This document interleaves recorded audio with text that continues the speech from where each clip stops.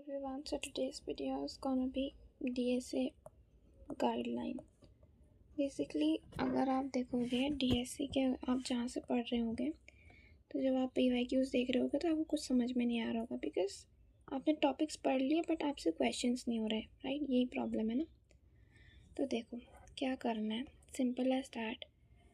देखो अगर आप जैसे टेक्निकल कम्युनिकेशन का एग्ज़ाम देखो, ठीक है, और अगर आप देखिए IPS का, तो मैंने जितना पढ़ाया था उनमें से मैंने जो आपको टॉपिक्स पढ़ाए थे वही आए थे, राइट? तो अगर आप देखो तो एनालाइज किया था PYQs ही, मतलब आधे से ज़्यादा PYQs रिपीट हुए थे, मतलब पूरा का पूरा, मतलब वही विदाउट इवन डेटा चेंज वही था। तो इससे ये पता चलता है कि PYQs रियली इंपॉर्टेंट। आप PYQs को हल्के में नहीं छोड़ सकते। आप अगर सारे पढ़ के जा रहे हो, सब कुछ पढ़ के जा रहे हो, बट फिर जब PYQs देखने आ रहे हो तो कुछ बन नहीं रहा, तो मतलब जो हम पढ़ रहे हैं वो गलत हुआ। मतलब वो मतलब आ ही नहीं रहा तो क्या ही सेंस बन रहा है। तो देखो, तो सबसे पहले हमें ये देखना पड़ेगा, एनालाइज करना पड़ेगा। तो अगर आप जैसे वेबसाइट पे जाते हैं तो आपको सिर्फ मतलब ज़्यादा से ज़्यादा कितने ईयर के पेपर मिल रहे हैं, जैसे दिसंबर 2024 का मिल रहा है, ठीक है। और अगर बात करूँ तो जून 2024 का मिल रहा है, राइट। और दिसंबर 2023 और नवंबर 20 मतलब जनवरी 2023, फिर नवंबर 2022, यही पेपर अवेलेबल है, राइट। फिर जैन 2023 और नवंबर 2022, ठीक है। तो ये सारे पेपर को अच्छे से पढ़ लो। देखो अगर जो आपने पढ़ा है उनमें से अगर नहीं, जितना हो रहा है उतना तो करो, ठीक है। अब जो आपने पढ़ा है उसमें से आप PYQs देख रहे हो तो नहीं आ रहा है वो, है ना। मतलब जो आपने पढ़ा है उसमें से PYQ देखने गए तो वो चीज़ें नहीं है उसमें। तो आपको क्या करना है, सिंपल, अगर आपको वो चीज़ नहीं समझ में आ रही तो I will make a video on it, जैसे कि मैंने आज बताया एक्सप्रेशन टी के ऊपर, ठीक है। क्योंकि वो नहीं पढ़ाया था तो मैंने बताया, जैसे डिलीशन ऑफ BST मैंने आपको बताया आज ना। जैसे अब बाइनरी ट्री जो है आपका इम्पॉर्टेंट है, ठीक है। तो जैसे इसमें आप अगर पेपर एनालाइज करते हैं, चलो तो देखो, अगर सबसे देखें तो इंसर्शन ऑफ लिंक लिस्ट, ठीक है। लिंक लिस्ट के अंदर इंसर्शन कैसे करते हैं, स्पेसिफिक पोजीशन, ये मतलब इंसर्शन इज इम्पॉर्टेंट, ठीक है। तो अगर जैसे 2024 के पेपर में यही पूछा था, उसके बाद उन्होंने बोला है ड्रॉबैक्स। तो ड्रॉबैक्स के अंदर आपको लिखना है ड्रॉबैक्स, एक सेकंड, ठीक है। तो इंसर्शन इम्पॉर्टेंट है, उसके अंदर स्पेसिफिक नोट्स सारे इंसर्शन एट एंड, ठीक है। उसके बाद अगर आप देखो ड्रॉबैक्स, तो ड्रॉबैक्स ऑफ लिंक लिस्ट देख सकते हो, ठीक है। तो लिंक लिस्ट के ड्रॉबैक्स क्या होते हैं, मतलब एक एक टॉपिक सर्च कर लो।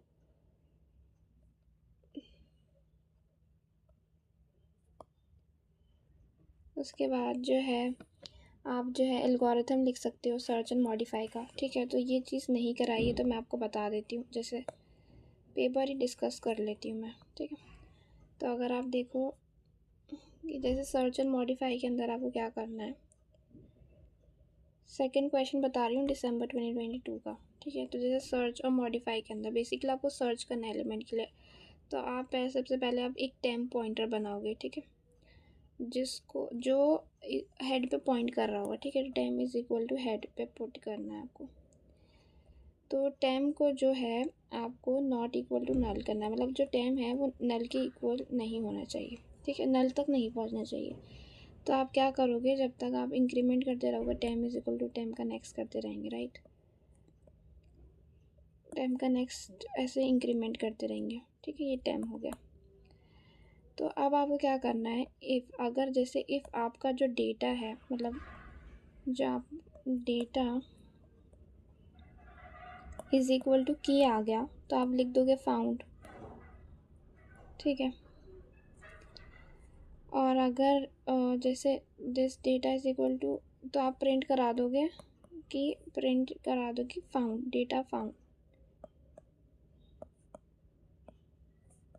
फाउंड द की, ऐसे सर्च करते हैं, ठीक है। मैं आपको एल्गोरिथम लिखवा रही हूँ। और अगर एल्स वाला स्टेटमेंट में लिख देना कि नहीं, मतलब प्रिंट कर देना कि की नॉट फाउंड, ठीक है। तो इस सिंपल सा एल्गोरिथम है की नॉट फाउंड। बेसिकली इसमें आपको क्या करना है, एक टेम्प पॉइंटर चलाना है, एक सेकंड मैं लिख लेती हूँ फिर बताती हूँ। तो बेसिकली इसमें कुछ नहीं करना है, टेम्प पॉइंटर चलाना है, जो कि नल को पॉइंट नहीं करना चाहिए। बेसिकली ऐसे जैसे यहाँ पर उन्होंने बोला है कि एक को इंसर्शन और मॉडिफाई करना है एक डबली लिंक लिस्ट में, ठीक है। तो डबली लिंक लिस्ट आप सबको पता है क्या होती है, बेसिकली इसके ऐसा आता है। सो डबली लिंकलेस। सो अगर आप जैसे यहाँ पर ये नल को पॉइंट कर रही होगी, यहाँ पर ये नल को पॉइंट कर रही होगी, ठीक है। तो अगर आप जाओगे टेम को यहाँ पर हेड पे पॉइंट करोगे, फिर यहाँ से ट्रैवर्स करते रहोगे जब तक कि वो जो उसका जो टेम का जो डेटा है ना, वो जब तक कि उस डेटा को पॉइंट ना कर दे तब तक आपको ट्रैवर्स करना है। इसलिए मैंने लिखा था कि टेम को नल तक नहीं आ जाना चाहिए। तो I hope it's clear. Modify कैसे करेंगे डेटा को? बेसिकली कुछ नहीं करना है, इसमें भी टेम इज़ इक्वल टू करना है, temp should not equal to null, ठीक है।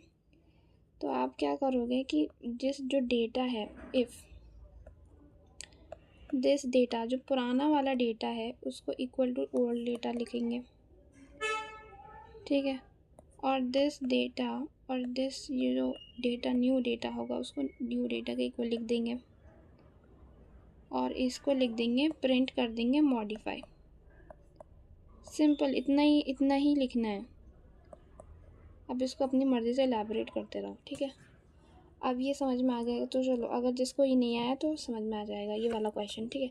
अब जैसे वो बोल रहा है लिमिटेशन ऑफ क्यू, क्योंकि लिमिटेशन में हम क्या लिख सकते हैं, ठीक है। अब मैं ऊपर वाला भी बता देती हूँ, जैसे आप लोगों ने पढ़ा नहीं होगा, जैसे ड्रॉबैक्स ऑफ लिंक लिस्ट। तो बेसिकली लिंक लिस्ट क्या होती है? तो सिंगली लिंक लिस्ट के ड्रॉबैक्स यही होंगे। बेसिकली वो जो है ऑक्यूपाई करता है स्पेस, उसके अंदर सर्चिंग डिलीशन बहुत मुश्किल से होता है, ठीक है।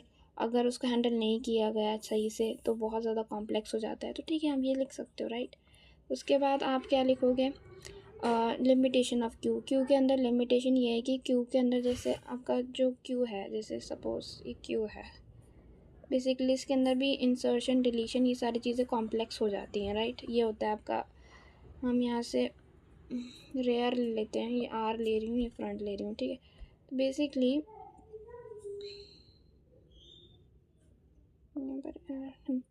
बेसिकली मैं वही कहना चाह रही हूँ कि यहाँ पर लिमिटेशन क्या होंगी, क्योंकि सबसे पहले अगर जैसे क्यू को देखा जाए तो अगर क्यू को शिफ्ट करें, अगर जैसे एलिमेंट्स खाली करते जाएँ तो वो स्पेस छोड़ते जाएगा। मतलब बेसिकली अगर मैं एफ़ को यहाँ पर खाली छोड़ दिया तो यहाँ पर जगह छूट गई, बट अभी तो जैसे रेयर तो फुल ही है आपका, रेयर में तो फुल ही दिखा रहा है। तो इससे ये जो है, ये फिर इसको सर्कुलर लिंक लिस्ट ने जो है ऑक्यूपाई किया, तो ये इसका एक ड्रॉबैक है।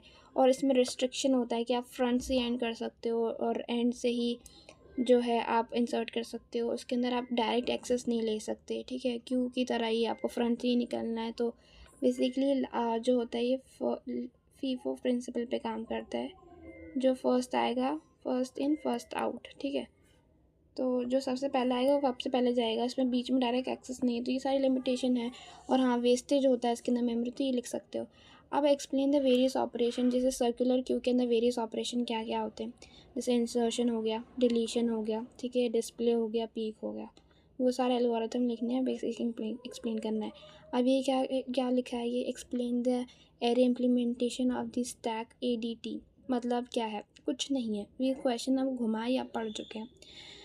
Array implementation of stack ADT मतलब एब्स्ट्रैक्ट डेटा टाइप। इसके अंदर बेसिकली आपको बताना है एरे का इम्प्लीमेंटेशन, मतलब कि एरे को कैसे इम्प्लीमेंट करते हैं। तो इसके अंदर आपको इंसर्शन डिलीशन और बस यही चीज़ें बतानी है, 2 चीज़ें, इंसर्शन डिलीशन कैसे करते हैं। उसके बाद लिखा है एक्सप्लेन द एल्गोरिथम, ठीक है। तो ये वाला जैसे explain an algorithm to check whether the parenthesis and expression are balance और यूजिंग स्टैक। देखो ये बहुत सिंपल है, इसमें कुछ नहीं करना है। पोस्टफिक्स से इनफिक्स आता है ना, देखो पोस्टफिक्स से इनफिक्स अगर आता है तो ये आराम से हो जाएगा। देखो कैसे, अगर आपको पता है कि ये जो ओपन ब्रैकेट होता है, इसको ओपन ब्रैकेट कहते हैं, इसको क्लोज ब्रैकेट कहते हैं। बेसिकली इसको बैलेंस कैसे करते हैं, तो देखो अगर आपने पढ़ा होगा पोस्टफिक्स इनफिक्स, तो देखो अगर ऐसे ओपन ब्रैकेट है तो हम इसको डायरेक्टली पुश करते हैं स्टैक में। अगर क्लोजिंग ब्रैकेट है तो हम इसको पुश नहीं कर सकते, तो इम्बैलेंस क्रिएट होता है।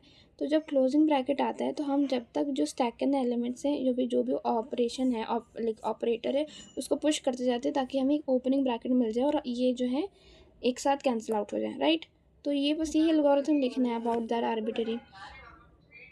How to insert and delete an element, ये मैंने अभी कराया था, ठीक है। इंसर्ट कैसे करते हैं आर्बिट्री बाइनरी सर्च टी में बताया। जो रूट से बड़े होंगे वो राइट साइड में जाएंगे, रूट से लेफ्ट में होंगे तो वो इधर जाएंगे।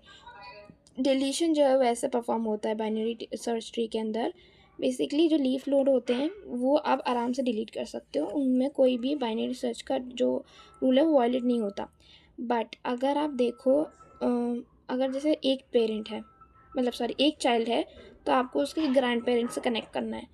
और अगर आपको जैसे लेफ़्ट प्रोसीजर करना है या फिर राइट सक्सीजर, तो उसके लिए लेफ़्ट में आपको सबसे हाईएस्ट वैल्यू को रिप्लेस कर देना उस वैल्यू से, और राइट में सबसे स्मॉलेस्ट वैल्यू। उसके बाद ये है एक ये मैं ऑलरेडी करा चुकी हूँ, एक्सप्रेशन से ट्री क्रिएट करना है, ठीक है। उसके बाद ये जो प्रिज्म एल्गोरिथम है और ये कुछ एल्गोरिथम है, ये आप पढ़ सकते हैं, इनको जाके BST फर्स्ट सर्च ट्री पढ़ना है, ठीक है। जिसमें मर्ज सॉर्ट ग्राफ ये सब पढ़ लेना है। DQ मतलब आपको पता है स्टैक के अंदर जो एलिमेंट को रिमूव करते हैं उसको बोलते हैं DQ, एलिमेंट को ऐड करते हैं तो NQ। जैसे बाइनरी सर्च ट्री कैसे ऐड करना है ये मैंने आज आपको बताया, ठीक है। कैसे एलिमेंट्स ऐड करते हैं, कैसे डिलीट करते हैं, मैंने आपको बताया। तो ये तो आपको समझ में आ गया कि पहला वाला पेपर ऐसे सॉल्व हो गया। अब वो बोल रहे हैं how to sort elements using selecting sort. तो ये जो चीज़ें हैं, अगर आपने फर्स्ट 4 यूनिट पढ़ी होंगी तो आप सॉर्टिंग वाला यूनिट छोड़ सकते हो, फिफ्थ वाला फर्स्ट 4 वाले क्वेश्चन अटेम्प्ट कर लो। फिर AVL ट्री के अंदर इंसर्शन एंड डिलीशन कैसा होता है बेसिकली, तो AVL ट्री में जो होता है बेसिकली वो बाइनरी ट्री का ही एक पार्ट है जिसके अंदर हम बैलेंसिंग करते हैं, ठीक है।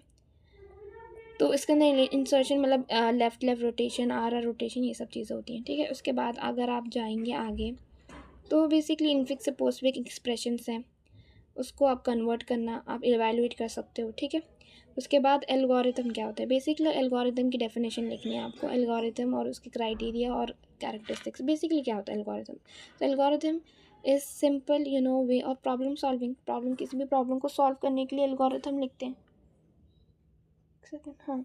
तो उसके बाद प्रॉब्लम सॉल्विंग के लिए एल्गोरिथम लिखे जाते हैं, ठीक है। तो एल्गोरिथम का क्राइटेरिया क्या होता है कि एक जैसे सपोज ऐड करना है, 2 नंबर को ऐड करना है, तो हम सबसे पहले स्टार्ट करेंगे, 2 नंबर इनपुट देंगे A एंड B, उसके अंदर ऑपरेशन पुट करेंगे A+B, उसका डिस्प्ले करेंगे A+B का जो भी मतलब आंसर आएगा।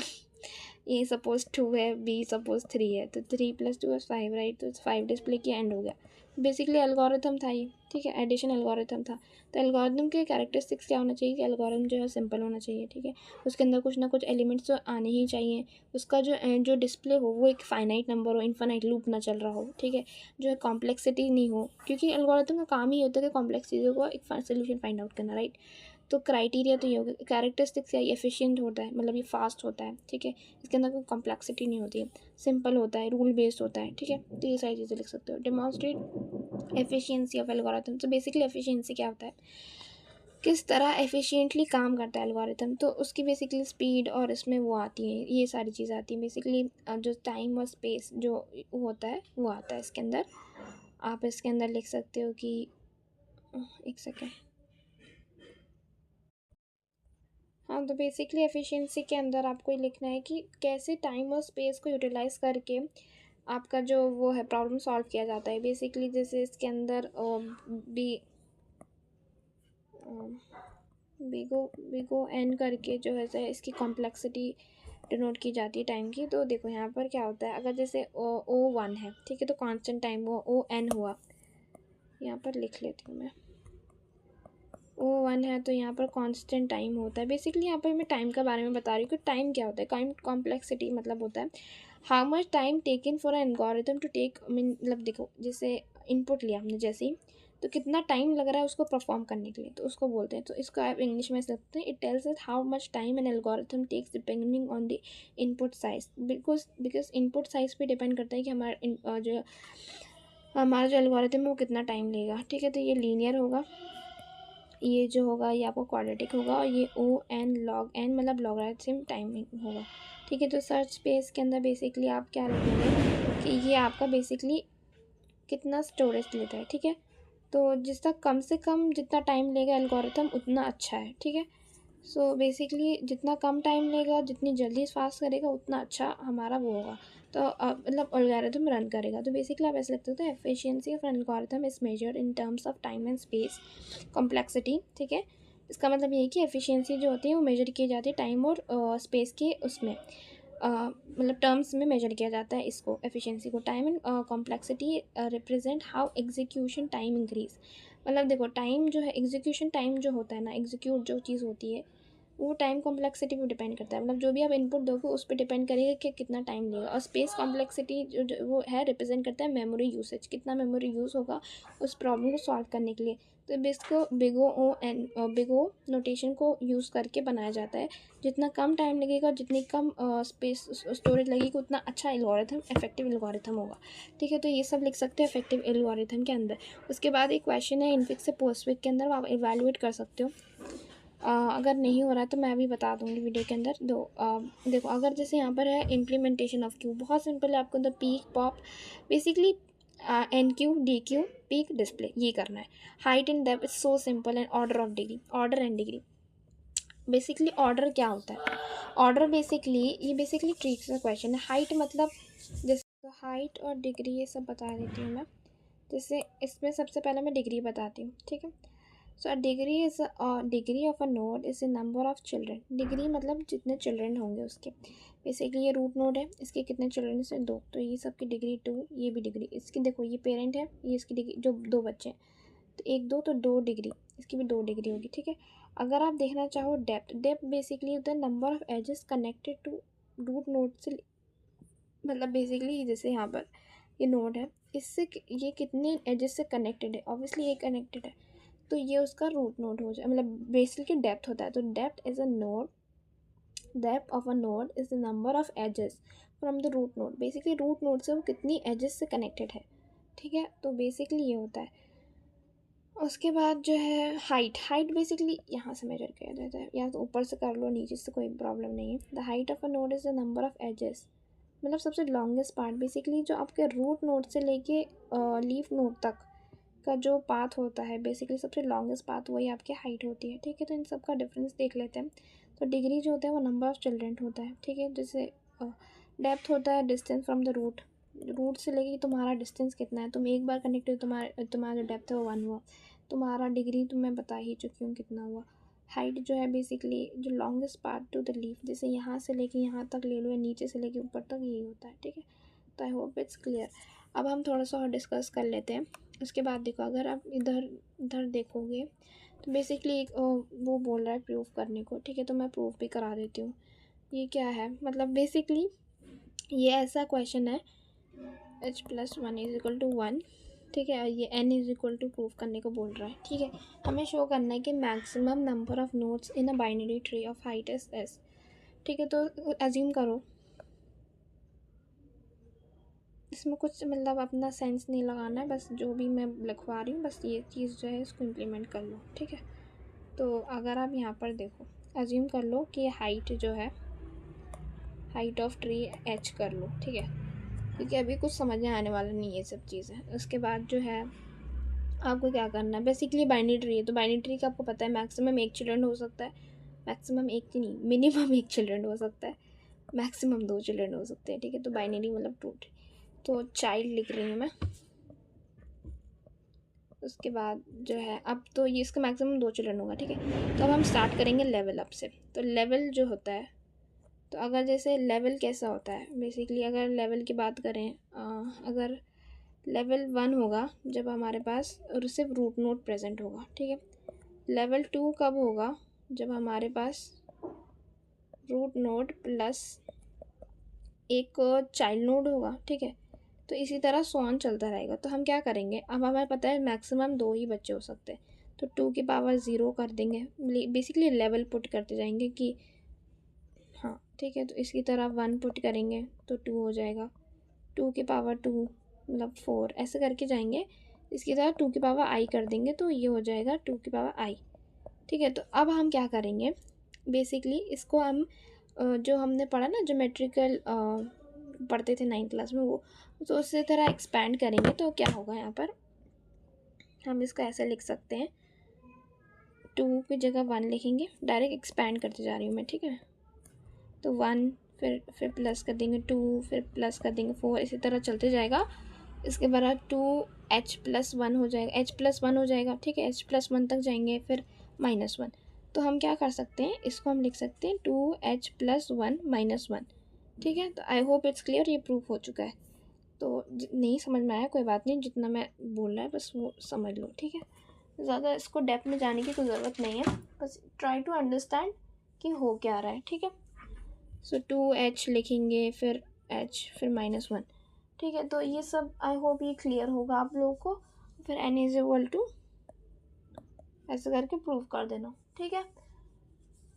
तो यहाँ पर h+1 जो होगी इसकी हाइट होगी, मतलब लेवल होगा, ठीक है। मैं बता देती हूँ, level is equal to h+1 लिख लेना। एक सेकेंड मैं आ रही हूँ।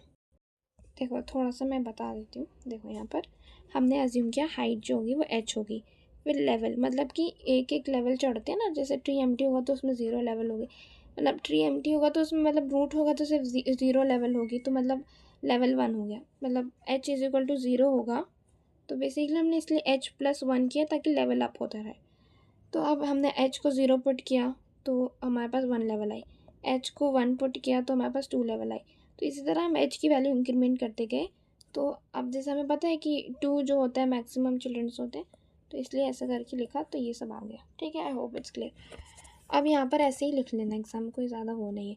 अब ये स्पेस मैट्रिक्स के बारे में बोल रहा है, ठीक है। तो ये भी बहुत सिंपल है। बेसिकली आप आगे बढ़ो। Compaction, overflow, underflow in terms of error, ठीक है। तो कंपैक्शन क्या होता है? कंपैक्शन बेसिकली कंपैक्शन कुछ नहीं होता है, अनवांटेड जो आपकी यूसेज होता है बेसिकली इन द एरे के अंदर आपका, जैसे कोई एलिमेंट रिमूव हुआ। एक सेकेंड मेरा पेन गिर गया। हाँ तो देखो एरे के अंदर जो होता है, जो आपका प्रोसेस ऑफ रिमूविंग अनवांटेड, मतलब जो आपकी अनवांटेड जो स्पेस थी उसको रिमूव करने के लिए, बेसिकली जब आप एरे के अंदर, जैसे एरे था, ठीक है, ये एक एरे है, ठीक है। तो अगर सपोज इसमें ये नंबर थे, ठीक है, ठीक है, यहाँ पर 40 था। अब अगर मैं इस जगह को हटाती, इस नंबर को हटाती हूँ, तो ये जगह खाली हो गई है। तो बेसिकली ये जो जगह को वापस फिल करेगा, यहाँ पर 30 आ जाएगा, यहाँ पर ये हटा देंगे।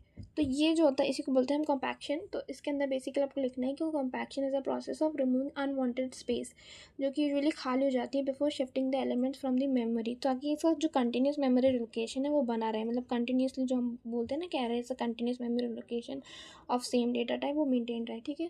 तो जब हमने एक डिलीट किया एलिमेंट को, तो उसके जो पोजीशन हम जो शिफ्ट करते हैं एक करके, तो वो उस जो गैप्स को जो फिल करता है बेसिकली वही उसको बोलते हैं कंपैक्शन। ओवरफ्लो अंडरफ्लो तो आपको पता ही है, जब एलिमेंट्स जो है आपके जब एलिमेंट्स, एक सेकेंड तो आपके ओवरफ्लो मतलब होता है जब आपके एलिमेंट्स बिल्कुल भर जाते हैं, जैसे एलिमेंट्स के अंदर आप जब भरना चाह रहे हो, एलिमेंट जो एरे जो होती है फिक्स साइज की होती है, सबको पता है राइट। तो इसके अंदर यही इसका ड्रॉबैक होता है, ये भी लिख सकते हो, ठीक है। तो आप क्या करोगे, यहाँ पर एरे जो है आपकी ये फिक्स है, मतलब फिक्स हो है, मतलब इसमें एलिमेंट इंसर्ट करना है। अब इसमें जगह तो है नहीं, तो इसको बोल रहे हैं कंडीशन ओवरफ्लो हो गया। अंडरफ्लो मतलब जैसे एलिमेंट डिलीट करना चाह रहे हैं बट एलिमेंट्स ही नहीं है उसके अंदर, तो अंडरफ्लो चल रही है। तो बेसिकली बस यही सब लिखना है, ठीक है, सिंपल है स्टार्ट। उसके बाद थोड़ा सा मैप हैंडलिंग ये सब है, ठीक है। उसके बाद आगे चलते हैं। लुक अब यहाँ पर एक बाइनरी ट्री कंस्ट्रक्ट करना, ये सब आप कर सकते हो। पोस्ट ट्रैवल इन ऑर्डर, तो बेसिकली इन ऑर्डर जो होता है वो आपको हेल्प करता है। देखो इन ऑर्डर पोस्ट ऑर्डर, तो पोस्ट ऑर्डर बेसिकली आपको हेल्प करता है रूट निकालने के लिए, इन ऑर्डर जो आता है हेल्प करता है आपको right tree left tree. Basically आप यहाँ पर देखो एक बाइनरी सर्च ट्री है, उसको कंस्ट्रक्ट करना है। फिर एवीएल ट्री है, फिर आपको मैट्रिक्स मतलब जो बोल रहा है एडजेसेंट लिस्ट मैट्रिक्स आता है, ठीक है।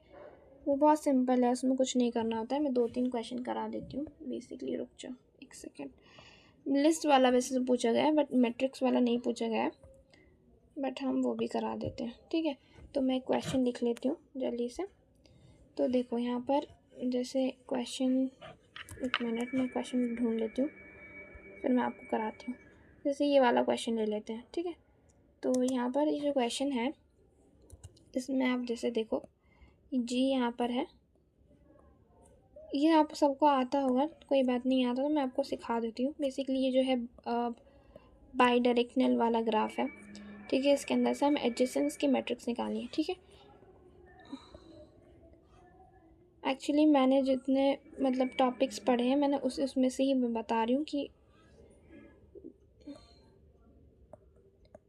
ठीक है। तो यहाँ पर आप देख सकते हो तो बेसिकली में कुछ करना नहीं होता है इसमें, बस आपको देखना आता है कौन आ रहा है, कौन इनकमिंग, कौन आउटगोइंग है, बस सिंपल एज दैट। इसमें कुछ भी मतलब कुछ भी नहीं है, मतलब इट्स सो सिंपल। ठीक है, ठीक है, तो ये वाला हमने ले लिया। तो अब आपको क्या करना है, आपको पहले सबसे पहले मैट्रिक्स ऐसे बनेगी। Basically number of vertices count कर लो, तो 1 2 3, ये 3 हो गए, ये 6 हो गए, 7 8, तो 8 है। तो वी क्रॉस वी जो होता है वो इसका मैट्रिक्स बनेगा, मतलब 8 क्रॉस 8 की मैट्रिक्स बनेगी। तो बड़ी सी मैट्रिक्स बना लेते हैं जिसमें 8 क्रॉस 8 होंगे। ठीक है, एलिमेंट्स तो ऐसे करके मैं बनाती हूँ। तो इसके अंदर 8 एलिमेंट्स लिखेंगे, ABCDEFGH, इधर भी लिखेंगे।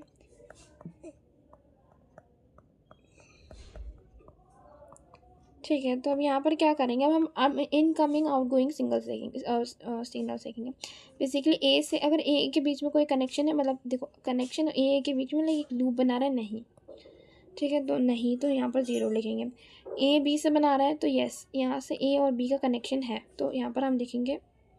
कुछ नहीं करना है, यहाँ पर कनेक्शन देखना है, जो इधर से जैसे ए को देखना है। ठीक है, तो ए से कौन कौन जा रहा है, लाइक कनेक्ट हो रहा है, जैसे जी कनेक्ट हो रहा है, बी हो रहा है, तो उनके आगे 1 1 लिखना है। जैसे जी भी हो रहा है तो उसके आगे 1 लिख दो। और कोई जा रहा है ए से, नहीं, तो बाकी सब जगह पे आपको 0 0 0 0 0 फिल करना है। अब बी वाला पॉइंट पे चलते हैं, तो बी से कोई जा रहा है, सिर्फ एक ही पॉइंट जा रहा है इधर से, हाँ, तो बी से जा रहा है, एफ जा रहा है, निकल रहा है, जी पे जा रहा है, और बी जो है इधर इधर से आ रहा है बट इधर से जा नहीं रहा है, तो सब जगह पे 0।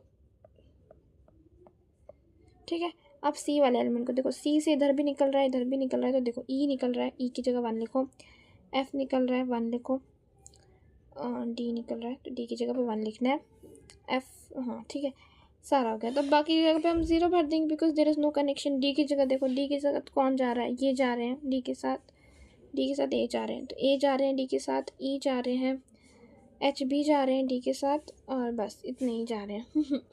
तो यहाँ पर यही तक लगेगा। ई के साथ कौन कौन जा रहा है, ई के साथ तो कोई भी नहीं जा रहा है। ठीक है, तो ई के साथ 0 0 लिख देंगे सारी जगह because there is no connection. अब एफ़ के साथ कौन कौन जा रहा है, कोई भी नहीं जा रहा है एफ़ के साथ, ठीक है, कोई भी ऐसा इनकमिंग नहीं कि जो एफ़ की तरफ आउटवर्ड शो कर रहा है। ठीक है, जी के साथ कौन जा रहा है, कोई भी नहीं जा रहा है जी के साथ भी, ठीक है, तो जी आपके साथ भी कोई नहीं जा रहा है, तो आपकी जगह भी 0 आ जाएगा। अब एच थोड़ा सा मैं इंक्रीज़ कर लेती हूँ।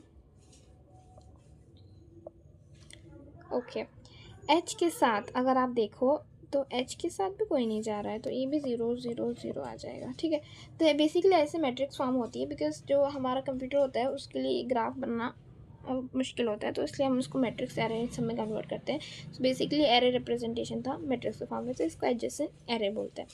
अब हम एडजेसेंट लिस्ट देखेंगे, वो मैं अब दूसरी वीडियो में बता दूँगी, बट अभी हम जो है ये देख लेते हैं, दूसरा क्वेश्चन देख लेते हैं। बेसिकली मैं ओवरऑल रिव्यू बता रही हूँ। ठीक है, तो जैसे ये क्वेश्चंस आए भी हैं, तो बाइनरी देखो AVL ट्री पूछा गया है, ठीक है, उसके अंदर रोटेशन पूछा गया, तो ये कर लेना है। हालांकि मैंने बताया नहीं बट कोई बात नहीं, बाइनरी सर्च ट्री में पढ़ा चुकी हूँ। ठीक है, उसके अंदर उसके बाद कुछ है एल्गोरिथम जैसे हीप, अगर आप पढ़ना चाहते हो पढ़ लो, अगर फर्स्ट 4 यूनिट पढ़ रहे हो तो वैसे हीप वाला पढ़ने की ज़रूरत नहीं है अगर फर्स्ट 4 यूनिट पढ़े हैं तो, बिकॉज आप ग्राफ ट्रीज और ये लिस्ट ये सब से कर लोगे।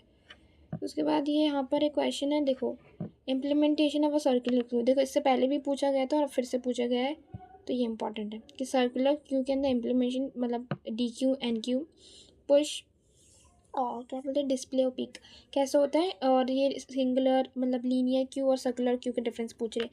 तो सिंगुलर क्यू आपको पता है कि एक लाइन में होती है, सर्कुलर जो होती है instead of ending towards the last मतलब रेयर वो बिल्कुल सर्कुलर बना लेती है, फर्स्ट पोजीशन पे आ जाती है, तो आप लिख लिए।